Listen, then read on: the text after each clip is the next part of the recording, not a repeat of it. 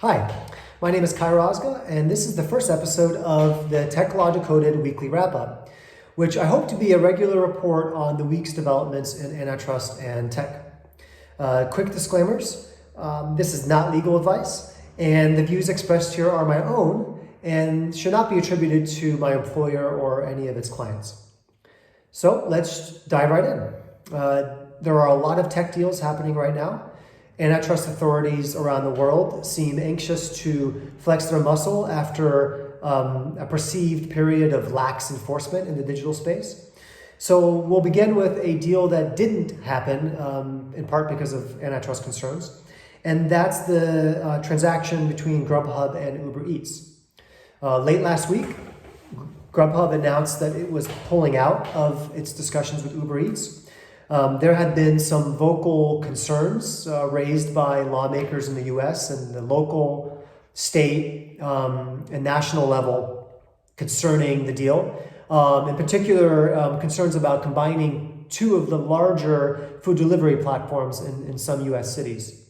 And indeed, it seems like antitrust risk factored into Grubhub's decision to not partner with Uber Eats and instead to go with a deal with a European food delivery service called Just Eat's Takeaway.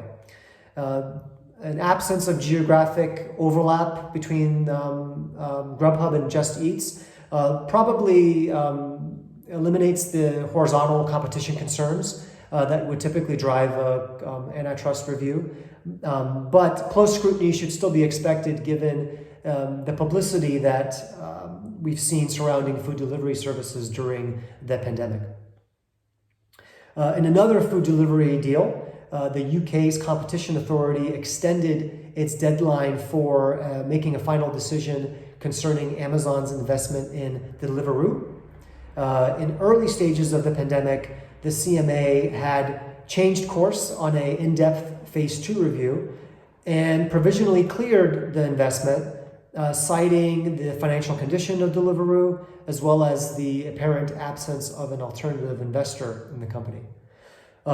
There has been some vocal criticism of the CMA's competition analysis, as well as its reliance on a financial condition defense in provisionally clearing the transaction. And the CMA has now said that it needs more time to vet the information that it's received and has set a new deadline of August 6th to make a final decision. Turning to social media, competition agencies in Australia and again the UK have announced investigations of Facebook's acquisition of Jiffy. Jiffy is a searchable database of animated GIFs used by people on their social media posts or when using their messaging services. And main concerns that have been flagged by the authorities include, first of all, the foreclosure of access to Jiffy for competitors of Facebook and WhatsApp. Second is Facebook's access to data about the competitors that use Jiffy. And third is concerns about the consolidation of consumer data by Facebook having access to data collected through the Jiffy service in addition to the ones that it already has through Facebook and WhatsApp.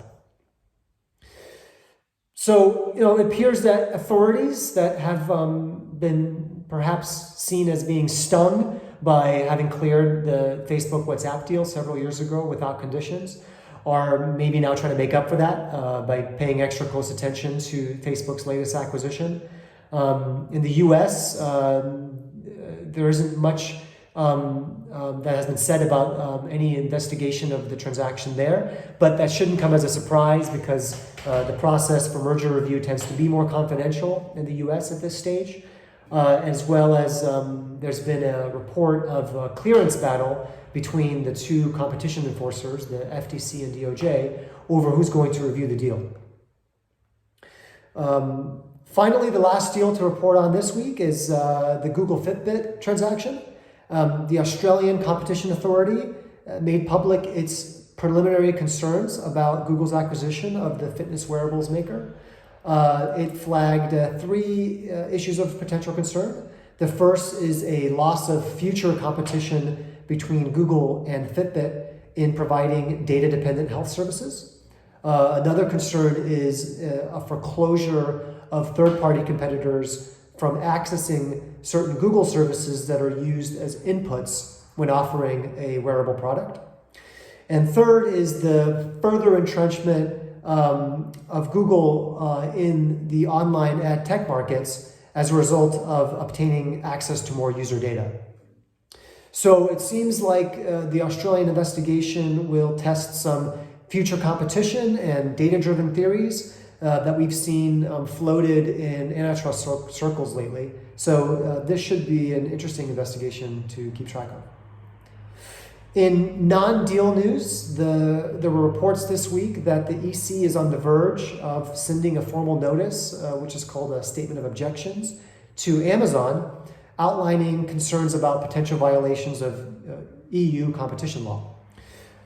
Those concerns are reported as centering on Amazon's use of third-party seller data to advantage its own products sold on its online marketplace.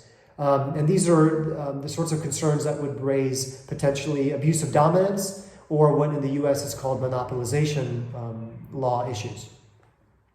Finally, the EC, the European Competition Enforcer, has opened an antitrust investigation of Apple. The investigation centers on abuse of dominance concerning or that relate to apps that Apple makes which compete with third-party apps sold on its App Store. The two issues flagged by the Commission are one, requiring app developers to use Apple's own proprietary system for making any in-app purchases, and two, restrictions on the ability of app developers to inform their users about cheaper alternative ways to purchase their apps outside of the App Store. This investigation was kicked off by a complaint lodged by the music streaming service Spotify, and it really focuses or centers on the 30% commissions that are charged by Apple for transactions that occur on the App Store or relatedly through Apple Pay. As a device maker, Apple has generally avoided the major antitrust scrutiny that some of the other big tech players have faced. But with the growing importance of the App Store and the expansion of Apple Pay, the company is now finding itself in a similar position to other digital platforms, which are facing quite a bit of close review by antitrust authorities from around the world. So that's it for this week. For more, check out techlawdecoded.com or come back for next week's weekly wrap-up. Until then, enjoy your weekend. Bye.